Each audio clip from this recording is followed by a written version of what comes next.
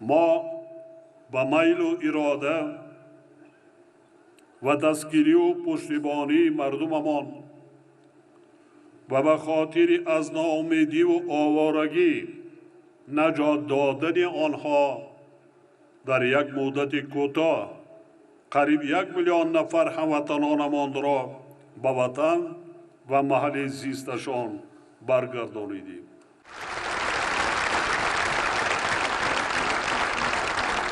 این کار را ما برای آن انجام دادیم که ملت ما، مردم ما در بدر دیگران سرسان و آواره و دستیگر و بیچاره نگردند، سرجم شوند، وحدت کنند.